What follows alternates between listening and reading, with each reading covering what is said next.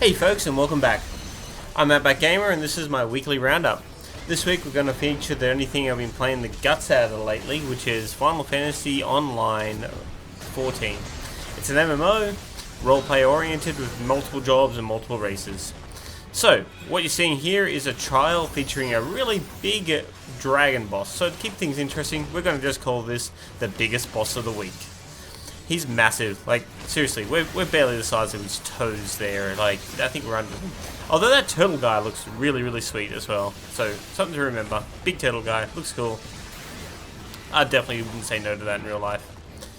Coming up here, we have the smallest dragon I've fought this week, and it's still quite large when you consider the size of dragons. This icy little guy comes out of stone visual, he's pretty cool, it's a dungeon. So we have the tiny dragon boss. He's so cute, look at him.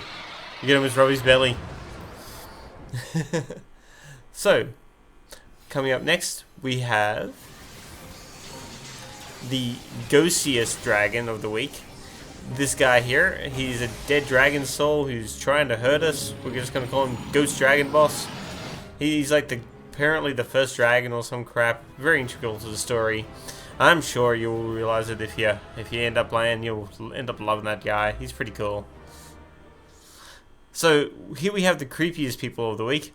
This is Weird Mask Guys. So, yeah, it's an average fashion statement in this game to wear the mask, and it's kind of creepy. Seriously. Really creepy. So, here's the most random cool boss of the week. This little Hydra thing sitting in the bottom of a bush. This is the plant boss of the week. This thing was a big, I don't know, plant thingy. This is definitely the most played Alliance trial, which is basically a raid of the week. It's pretty cool. This is clearly the most boring boss of the week. Coffee time XP run. So literally you'd wake up in the morning, I end up queuing now for this, and I just wait my good half an hour and work my way through the endless, unskippable cutscenes. This is what most players refer to as cutscene hell. It's quite long, it's quite lengthy, but it pays really good XP, so yeah, you end up doing them, and they're a bit of a face roll, so you can do them without paying much attention, which is pretty cool as well. And you end up, when you start doing your things each week, you've got this one, main story quest, Duty Royale, which will pay a bit of XP. You've got leveling dungeons for the lower players, XP. You've got 50, 60, 70s dungeons XP. You've got trial XPs. So this is the silliest idea of the week. They're entrusting me with people's lives. Very, very silly idea. I now have a squad. It's a terrible idea.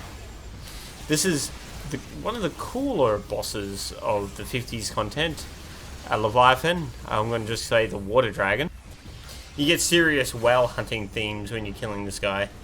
It's got a mechanic that's used quite often, which is this shield mechanic here. It pops up and it protects most of the crew here from dying horribly to an instant death mechanic.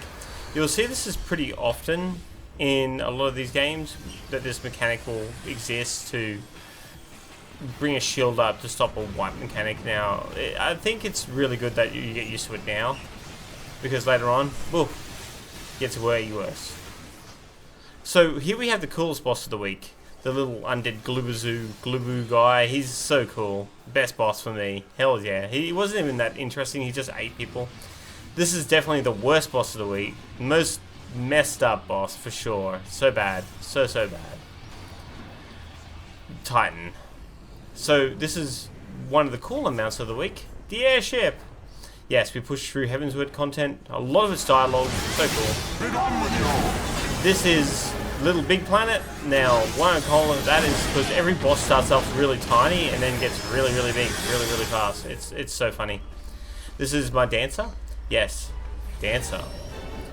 This is the worst entry boss of the week. He's literally a book that just one-shots you if you don't know what's going on, and I had no clue what was going on. So he just constantly was burning me, some kind of demon book guy. He's so powerful. My friend ran through the dungeon after me though, and he said he had no problems. Hats off to this tank here though. This is best tank of the week. Look at this guy. Soloing it down, finishing it off, no problem. Like, look at his health. It's solid. Definitely best tank of the week.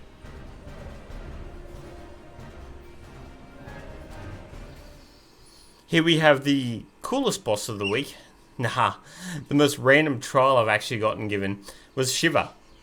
She is super awesome, super easy fight, but I really didn't expect to be doing this as an 8-man, just like how I didn't expect to be doing Leviathan as an 8-man.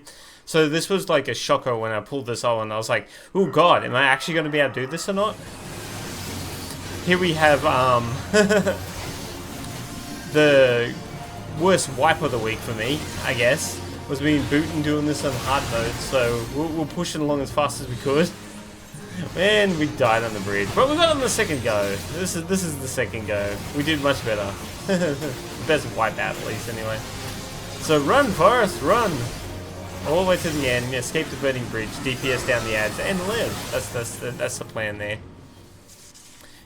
This is the oldest woman of the week. There. It is deciphered. Now your friend should be able to make sense of the contents. That said, it's one thing to understand the workings of the etheric converter. This is the weirdest place of the week, or strangest place. It's like a little technological place with talking spheres. Yeah, so weird. This is the biggest expenditure of the week for me. A flying whale. So me and the wife of round about 10 years have decided to get married in game as well. A lot of it is my part, not hers. We've gone for the platinum package, as you can see there. Blue robes, blue gowns and assortments. We went on a pilgrimage, looked at lots of different random rocks. And I don't really understand why we do this quest. I guess it's just to deter. But I really wanted to show you guys the inside of the wedding places. Like, look how good this looks. This place was, like, I'd get married here in real life. This is the best chapel I have literally ever seen. It's amazing. Just shocking.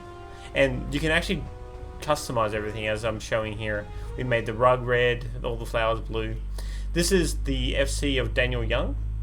He is a good friend of mine in real life, and it's been a pleasure seeing him in game and playing with him in game. It's been so good.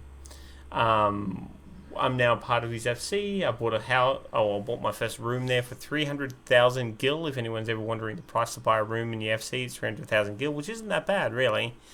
Well, not considering that it's quite large. The place is spacious. Like, I was really surprised at how big the rooms were in the FC. They're absolutely shocking. Hey, definitely worth it, man. Definitely worth it. So here is the creepiest dungeon of the week. This is the doll dungeon. I did not expect lots of dancing dolls to become one giant doll and try murdering me. So it's been a really fun week. I've been putting my nose to the grinder, trying to get myself to 80. My first character is about to ding 80 in the next day or so, which will be great. My paladin, followed by my summoner probably in the next week after that, and hopefully the gunblade not so long after, or dancer, depending on which one I decide to run up next. But they're the roles that I'm actually mostly interested in. Thank you all so much for joining me in this weekly roundup. It's been a bit different. It's been a bit of a pleasure. I decided that we'll break it into little things that we've done in Final Fantasy since we've been grinding it out so much in the last month or so.